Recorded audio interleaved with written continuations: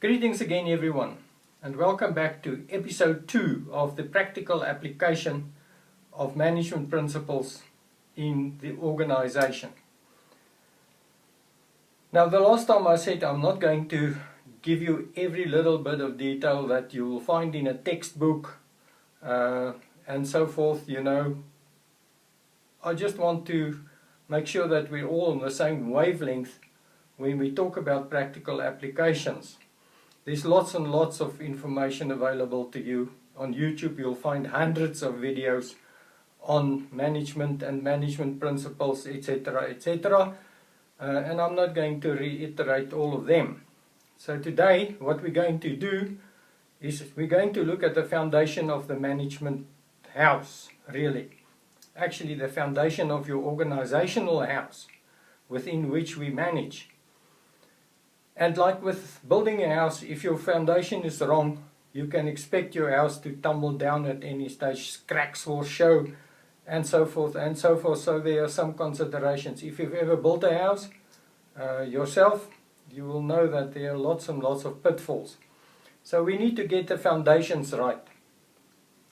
And the foundations are on the board behind me. Vision, mission, goals, objectives, and action plans. Now we're not going to get to all of them today. It'll make the discussion too long. But we're just going to concentrate on vision and mission, just to get us started off. Now the vision of an organization, there are lots of definitions for it. Some people will say it's our dream for the future, and so on and so on. This is what we are about, and not all of them are wrong, but if you want to say the vision is your organizational dream, you must understand that the psychobabble theories of if you can dream it, you can do it, is not actually true. You cannot actually do everything that you dream about. When you look at your organization, and remember, all of these have cost implications. When you look at your organization, yes, you may have a dream. It's good to have dreams, but it must be something that's realistic and achievable. It must be achievable. Otherwise, it remains a dream. But what does the vision of an organization really do? The vision basically is a description of the desired future of your organization, and what it should do is it should communicate the common direction in which we are all going in this organization, and it must facilitate alignment, really important, alignment of organizational efforts and individual efforts. This alignment is really very important. Of course, the description of your vision must also indicate where are we going with this. And to remember from the first video, some organizations are formed because individuals may have a vision for the future, or organizations may actually form because there's organic growth in an existing organization. But regardless of that, any organizational entity must have a vision that depicts as accurately as possible the desired future of the organization, and efforts must be made to actually align people and the organization's efforts towards the vision of the organization. And it mustn't be pie in the sky, and you have to actually spend some time on doing that. A lot of organizations, actually most organizations that I know of, spend very little time in trying to achieve this alignment. Sure, they have induction programs, they say what's the company about, and all the things, the conditions of service, and so on and so on. But very few of them actually spend time to say, this is what we want to achieve in the future, and you're going to help us. We would like you to help us to get there. And it's already the first motivational speech in the whole history of anybody's employment in the organization. we would like you to help us with your set of skills to get to the end result where we want to be in the future. We're not there yet maybe, but we hope to get there. And that is the thing. Hope springs eternal. So, yes, we would like you to direct your efforts towards helping us to achieve the end result. And there are a lot of other things that come into it, like motivation, for example, and we'll talk about that later. So, the desired future state, it must depict that, where we want to go with the organization, where we would like to be in the future, and we would like all efforts in the organization to focus on that. Because if it's not, you start digressing and you start adding little bits and pieces to the organization that all cost money and will eventually impact on your bottom line. And you remember that for private organizations, the bottom line is really, really important to ensure the future of the organization. So let's look at a good description of a vision, in my opinion, that incorporates all of these things. Let's say there's an imaginary company called Clean World. We all have to now spend extra efforts on cleaning up the world. The world is really getting really polluted, and you know there's global warming and a lot of things, negative things that go with it. The ice sheets are melting, and I, as a fisherman, sometimes go out on the ocean in a boat to fish.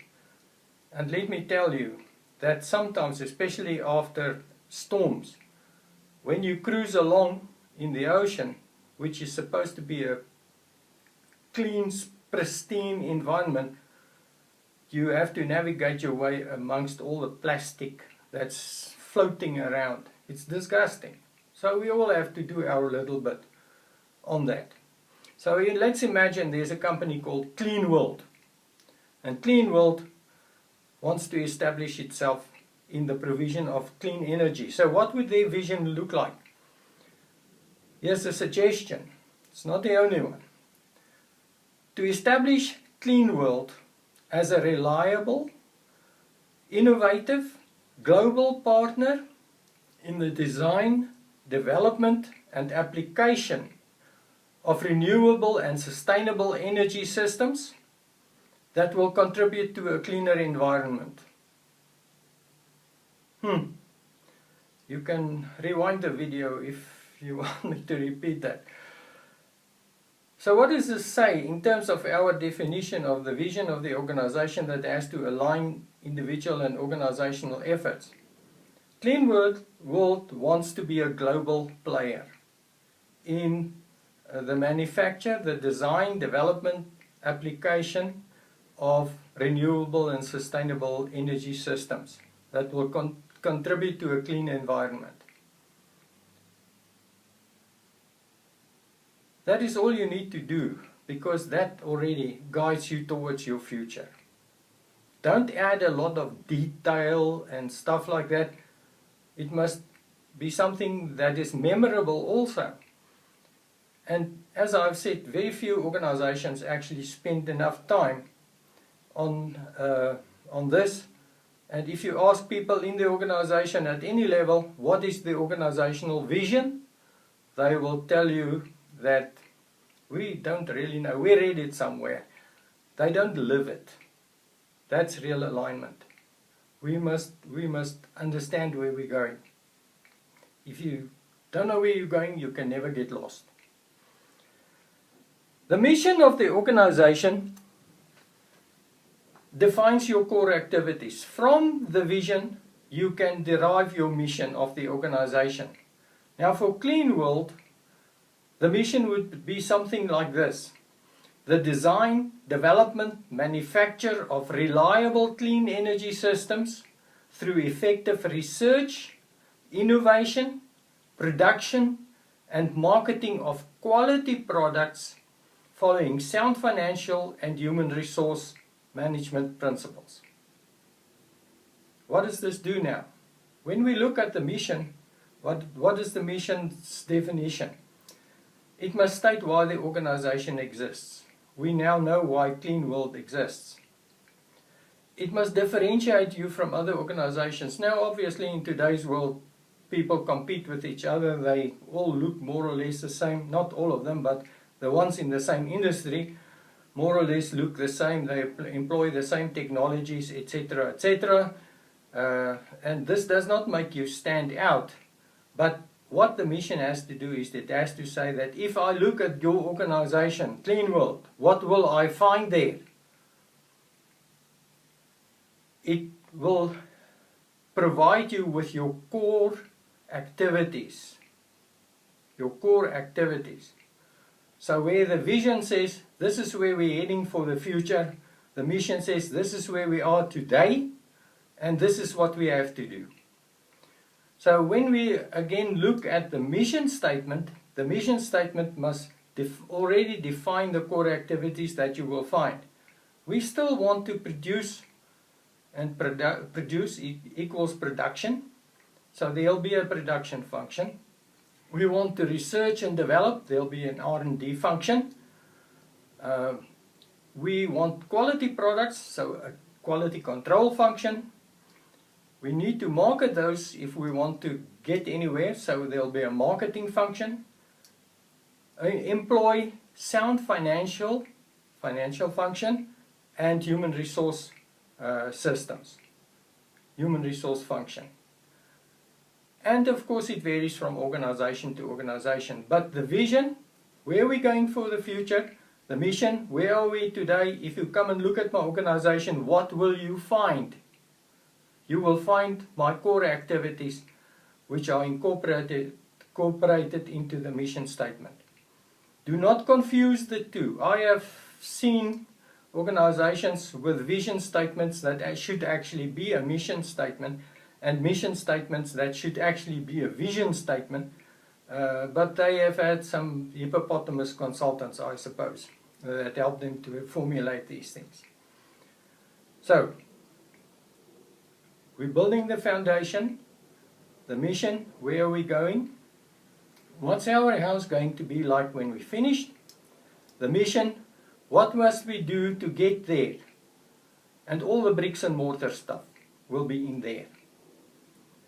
Now next time we're going to talk about functional goals and the objectives, specific things that we need to achieve, and how the jobs are going to be structured, the action plans.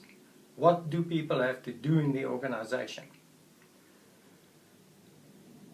Thanks again for watching. I hope I'll see you next time in episode 3, when we will look at goals, objectives and action plans.